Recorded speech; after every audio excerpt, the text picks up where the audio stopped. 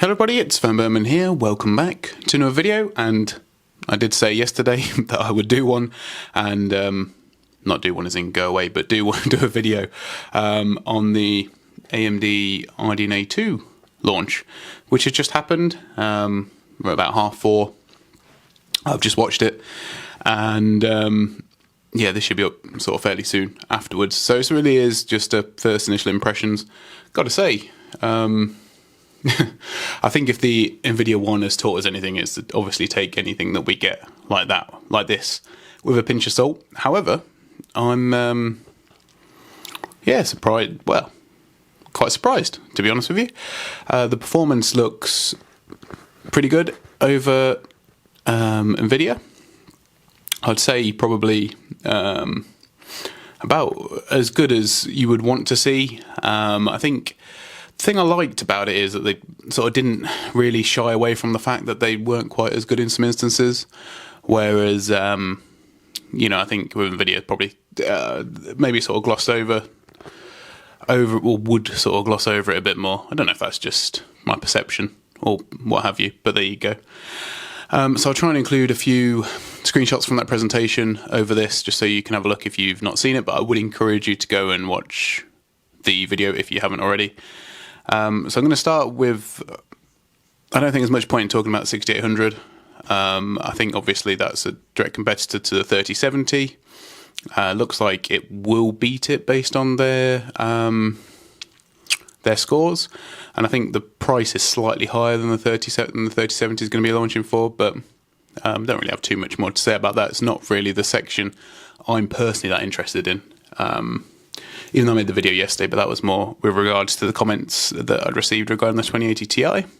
So if we look at the 6800 XT, which is their sort of like flagship, well, yeah, it's flagship, even though it's not the top end card, in 4K gaming against the 3080, it seems to do pretty well. I would say, as the guy said in the video, that it does trade places, you know, game for game. A couple of things that, you know, I noticed, they obviously made a big deal about performance per watt, which is relevant and it does make sense. I would say it's probably more, not like, I wouldn't class it as like a headline thing.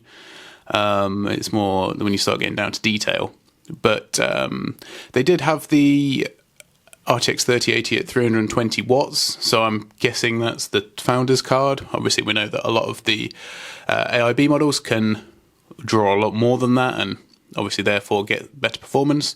So, you know, maybe these numbers will vary. Maybe the 6800 XT will get better results from the AIBs as well, that are allowed to leverage more watts. But the point is, you know, all the results are pretty close, and I would say generally just about in AMD's favour, but they're the ones making the graphs, so I imagine maybe they're the best of 10 runs, or I don't know how they, you know, you don't know everyone's methodology, and that's why you do have to wait for the results. But the fact that it looks like it will be close anyway, for me, is enough to say that it's, you know, a worthy competitor. I quite like the fact that they're drawing on the 5000 series CPUs with the 6000 series GPUs.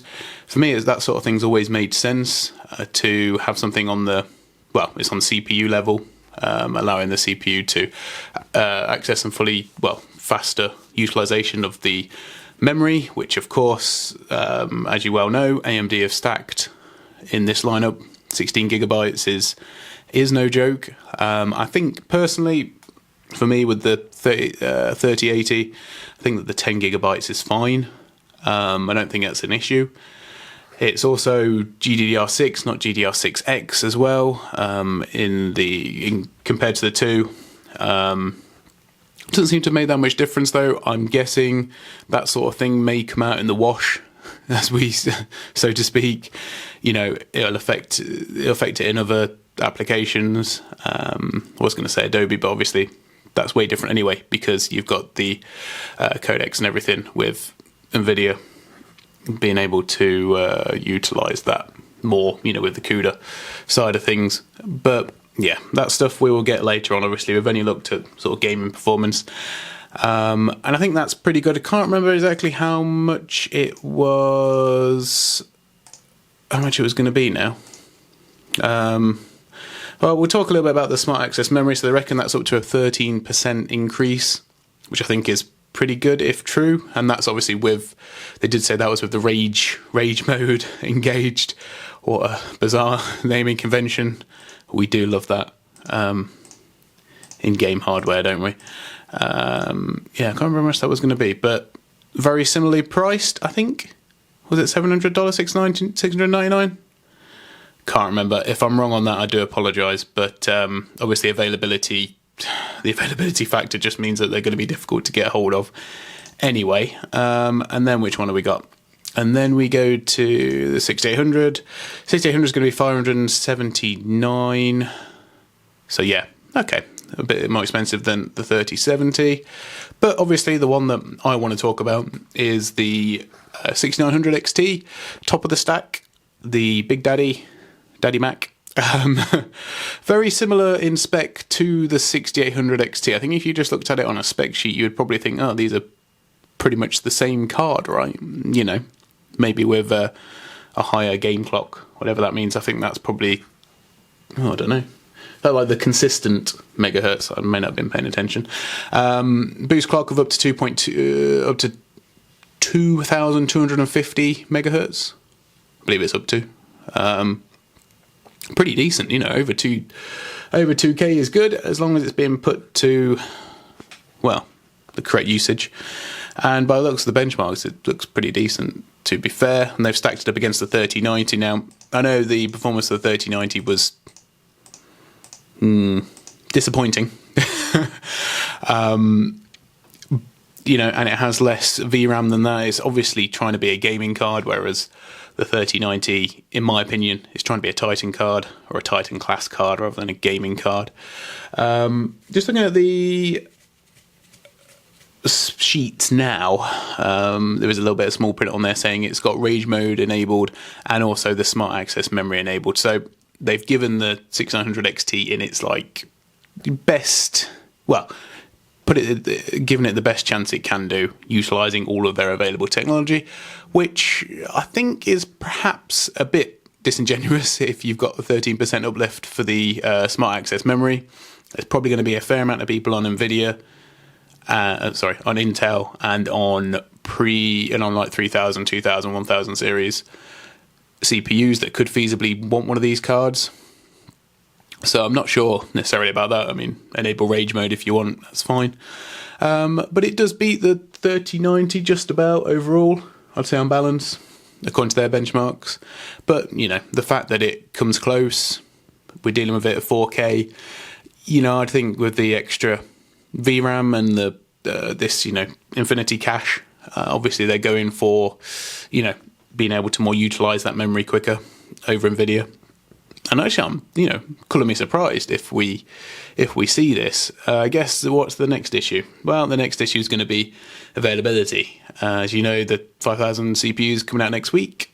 This is going to affect that, I would have thought, adversely in terms of availability, because, you know, people are probably going to want to pair the two. I mean, I think obviously the performance gains on the chart were, I guess they're all sort of optimistic, and NVIDIA's were very optimistic, as we found out.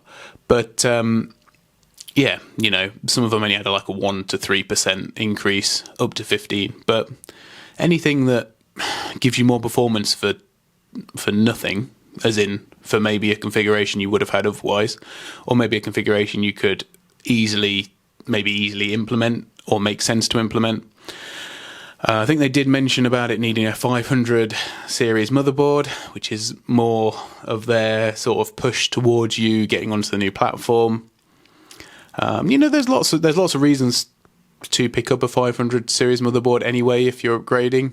You know, with the PCIe Gen 4 for the SSDs and the GPUs, whether that makes a difference or not, the jury is out, although I've heard not. I don't think we're really looking at any difference with these ones either, because we're all in the same ballpark as NVIDIA's latest offerings. And yeah, I guess we will see. I'm trying to think where I sit for all this. I'm obviously very excited. I think this launch is good for everyone, very good for the consumer, and really does sort of highlight how important, you know, stock and availability is, as well as obviously that pricing or the unfortunate scalping that's been going on. But I think $1,000, $1,000 for the 6900 XT, you know, compared to $1,500 for the 3090, sort of sounds like, wow, you know, there's quite a disparity in the difference there. But I guess the thing you've got to look at is AMD have made gaming cards. NVIDIA don't just make gaming cards, and the 3090 is not really a gaming card, if that wasn't evident enough already. Even though it can game. I think that's probably the key thing to say. And game quite well for what it is.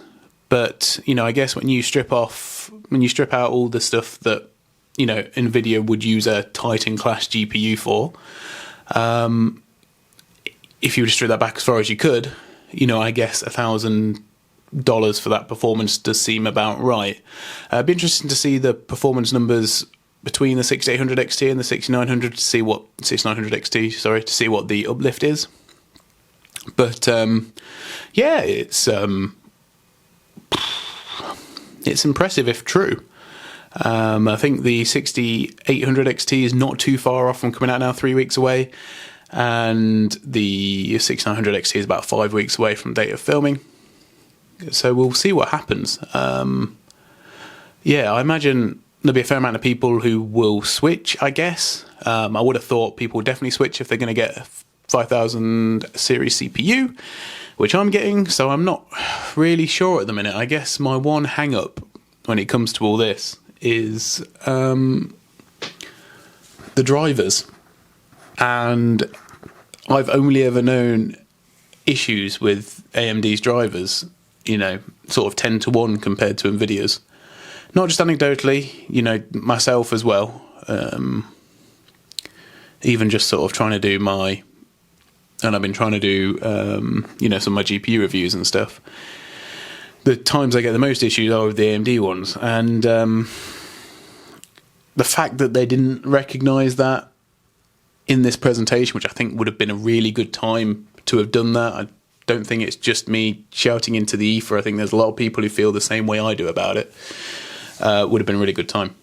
So, but, you know, we'll see how it goes. I hope you enjoyed the video anyway. Let me know what you think as well.